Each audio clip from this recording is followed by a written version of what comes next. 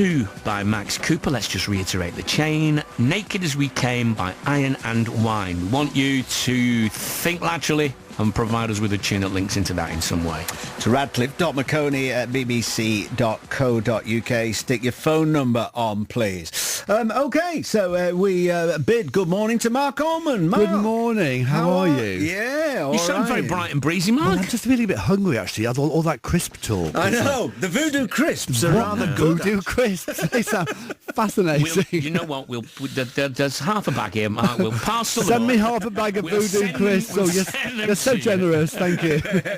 How's life? Really good, actually. I mean, it's a bit crazy at the moment. The album's been doing great. We've got great reviews, Yeah. and so it's This really is chaos and a dancing yeah. star. So it's all been going really, and we're rehearsing later today for the concert on Monday at the festival hall. So Yeah. just me and Chris Braid for the first time doing a concert together. So we've got a lot of songs to rehearse. We've done 2 albums together, and a lot of extra songs in other places as well. So and we're going to do a couple of kind of well-known songs of mine as well, and a couple of that Chris has written for other people. So it's a big show on Monday. So it's a lot of work to go into it. Is it just the two of you on stage? Oh no, we've got a great band of musicians and a little mini choir of singers. So it's going to be a big sort of one-off show. But the thing with these one-off shows, they're one-off, and you don't have a chance to kind of warm into them and like you do on a tour and things. So that's it. You've got to get it right. Yeah, so rehearsals are, unlike, as you say, a tour where you can kind of ease into it with practice, and it becomes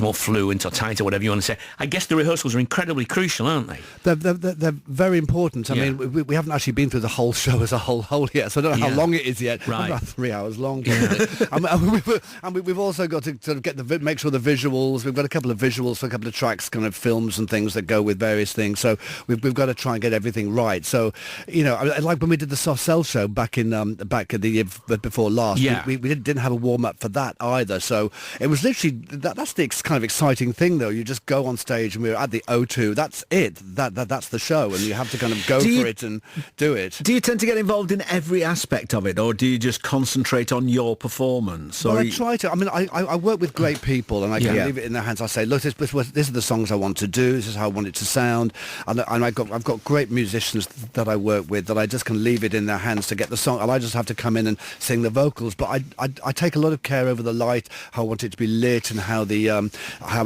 visuals I want to use, or the order of the songs and the way they. So, but there's never enough budget, with these one-off things. Right, so you just have to do what you can. We will talk a lot more, Marc, in the final half hour of the show with you. But we've also asked you to bring along some of your favourite tunes by other people, and we're going to play one by Lana Del Rey. Tell us about this that. is another collaboration with Chris Braid, who you were just talking about, wasn't it?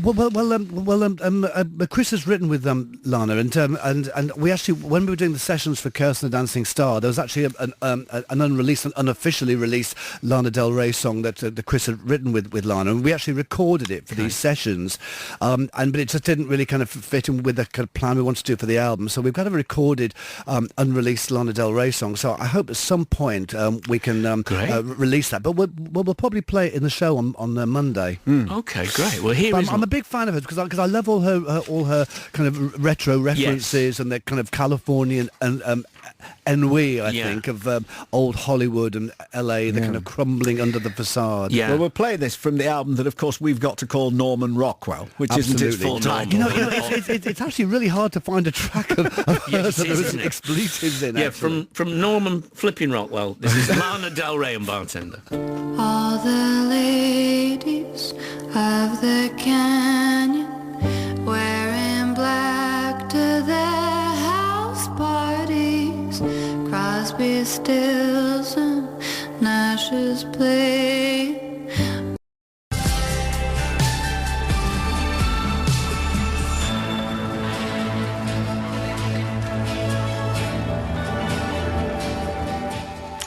Stratosphere, not the Tangerine Dream album, but a new song by Beck. Chosen by Marc Almond for us. Marc is with us, and You're a big Beck fan, Marc. Well, actually, it's really funny because I'd never really kind of listened to a lot of Beck, actually, to be quite honest. And it was only because I was reading some album reviews and things, and I read about this album, and it said that it was kind of very, very, very synthesizer based, and used lots of old kind of analog sounds, and I just find it quite interesting. And I just sort of, when you do just kind of listen when you're downloading things or listen to things, and I just had a listen to it. I thought, God, I just really love this record. I really like it. It's just so good. And so I really think the record's great. But and that track, it reminds me just a little bit. I mean, I might be kind of wrong because I haven't heard it in a while, but it just reminded me of a song that Thomas Dolby did called "In the Airwaves." Oh yes, lovely which song. I just love that track from way back in the 80s, and so it just was lovely textures, and I really like it. So I'm kind of a new converted Beck fan now. It was wasn't that Thomas Dolby track on that great From Brussels with Love? A cassette. I think something like that. Yeah, it was. I bet you had that compilation. Factory Benelux. It was a 7-inch single. I mean, I had it on a 7-inch single. So at some point it must have been a single. But just a lovely track, and those lovely synthy textures reminded me of that. Yeah. So Chaos and the Dancing Star is the new record. When you're working on a new record, and you presumably you've collected lyrical ideas over a period of time, are you predominantly writing from your own experience, or are you writing short stories about imagined characters, or both? A bit of both, really, to be quite honest. I mean, the thing is, whenever you do an album, it always reflects the age you are, and you look at your place in the world, and then you look at the world around you and the things that influence you on that. And I suppose this album, I'm looking a bit towards mortality, because when you get older, you feel you're in an autumnal sort of part of your life, and also looking at the world at the moment feels quite autumnal in the world, and you feel you're in this strange time of change where things could go either way, and so there's this apocalyptic feel about everything, and I wanted to put on this album this kind of this references of nature and return to earth and those things, with some of the songs and some of the references, because I just felt, for someone who's written about cities all my life, and written about city life and stories in cities, I've just felt this kind of needing to kind of get away from cities in That's a way. really interesting, because I do totally associate you with, for better or worse, the sort of poet of the nightlife, the demi-monde, all those phrases, and I'm not. Now you're saying I have to imagine you in your walking boots, yomping up a hill, Marc. I love the idea of that. I'd love to go on kind of expeditions and things like that. And I think that there's working with Chris is fantastic, because Chris Brave, because it's our second album. We started to nod towards that way with the last one, Velvet Trail. But on this one, we've kind of we started off doing some kind of almost like prog rock kind of influences. Wow. And both Chris and I, we just love Kate Bush as well. So there's probably sort of touches of Kate Bush. And, we've got a great bass player who plays all those lovely kind of fretless bass sounds that Kate uses on her records, and so there's it goes from that kind of feeling, a very musicality, lots of lovely musical textures, but also great catchy pop choruses as well, and great pop moments as well, which Chris does so brilliantly. Let's give people a taste of it, and then we can talk some more. We're going to play a track called Chevrolet Corvette Stingray, which is probably the best name for a car ever, and it's a very cool car. It's sort of like America's E-Type Jag. I just love American old retro American cars. Whenever I go to Los Angeles, or I hire a beautiful old 50s car to drive around. Not me, I get somebody else to drive me because I can't drive. But I just love them, and I love the names of them. A Buick Electra. Last time I was there, I had a Buick Electra. How good is that? Chevrolet Corvette Stingray. I love Cadillac. It just sounds such a nice thing. And I love the words to this. You say a poet must have named a Chevrolet Corvette Stingray. That's such true. a cool name, but I don't know what it means. And then you go on to say, I'd love to test your boundaries. I'm curious to see just what you do, because I've never been in love with a narcissistic sociopath like you. That's a great Marc Almond line, that, isn't it? Well, it's very true. But getting back to the poet thing, I heard that was quite a true thing, that a lot of those American cars, those are early in the 50s, 60s, they got poets to actually name them. How true that is, I'm not there's a famous, the Ford Edsel, the one that didn't sell? Yeah. They got Marianne Moore, the avant-garde poet, to come up with some names for that, and all her names were bizarre and unusable, like Terpsichore and Unicorn and things like that. But that's amazing. But they did do that. They got poets in, I think that's fantastic. And of course, I've probably known a few narcissistic sociopaths in my time as well. So I mean, would you have ever classed yourself? I've been called one myself. Actually. So I mean, it could be a song all about myself in a way. Let's hear it. Chevrolet Corvette Stingray.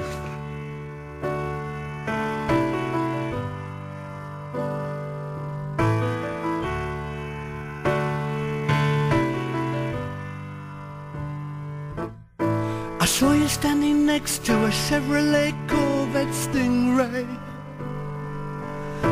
looking so cool in a slim black t-shirt and jeans, black and red, pale skin as if you were dead. You're welded together with a Chevrolet Corvette Stingray, cool as a car with a beautiful name. You and the car were one and the same.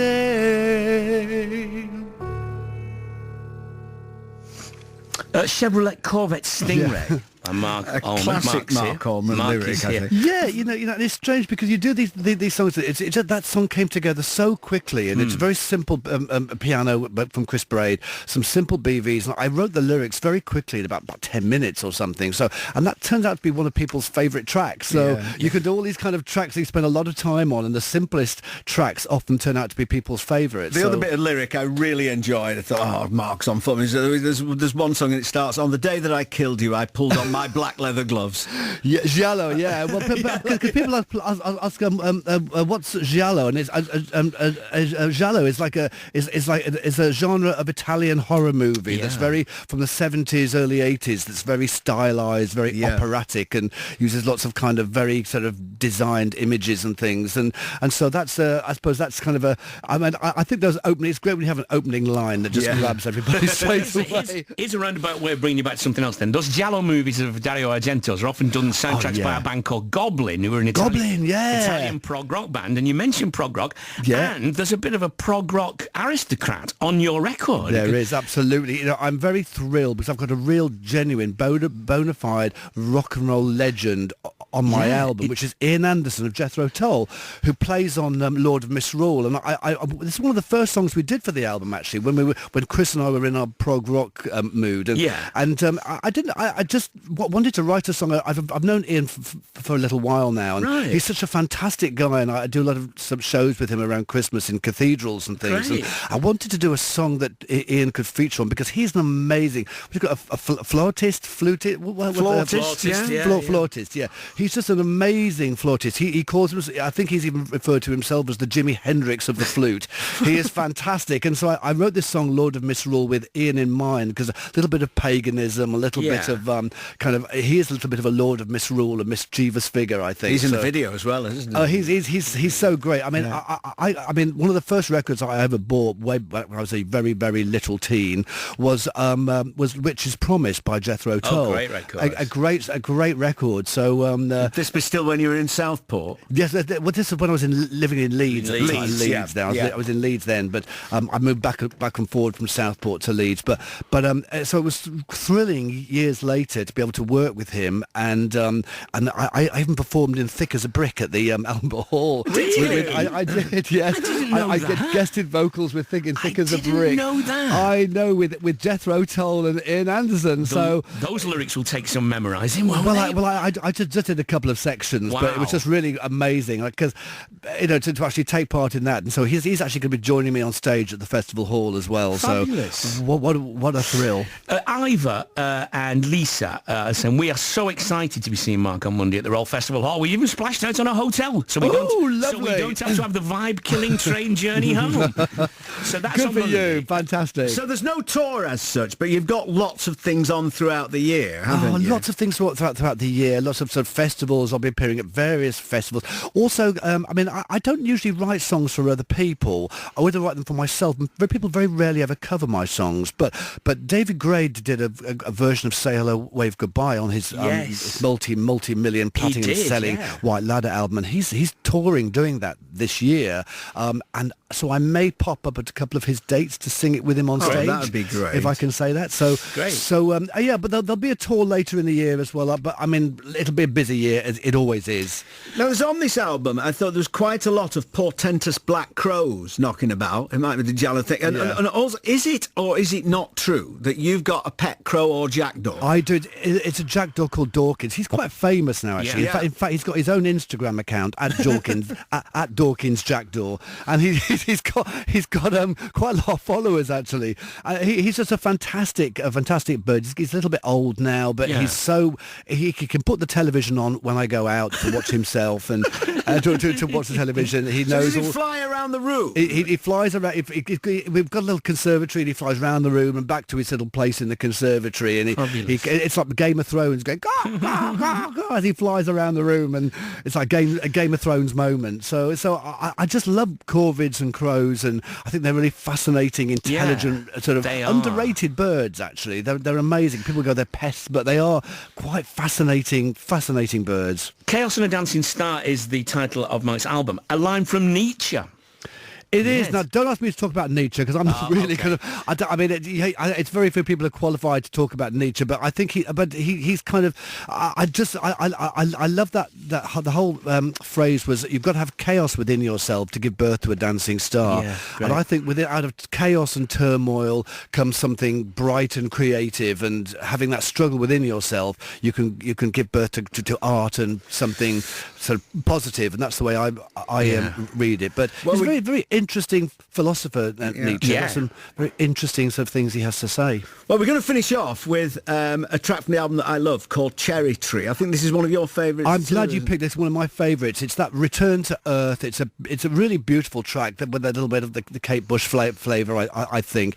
I actually feel quite emotional whenever I hear this track. It's very referencing mortality, but it's also about new endings and beginnings, and again, it's that very kind of I believe everybody should plant a tree in Britain. I think everyone should plant a cherry tree, because they're beautiful trees, and so I'm really glad that you've picked this track. Monday Mark is at the Royal Festival Hall with Chris Braids and special guests, and also Chaos and a Dancing Star is out now. We'll leave Mark. We'll play Cherry Tree as a conclusion. Thanks for coming on, Mark. Lovely to talk to you. Thank you so much, and thank you for having me on. Okay. Bye-bye. Bye. Bye.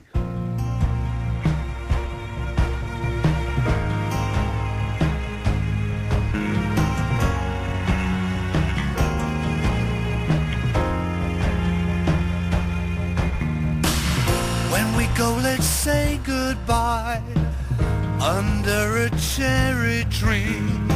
The cherry tree.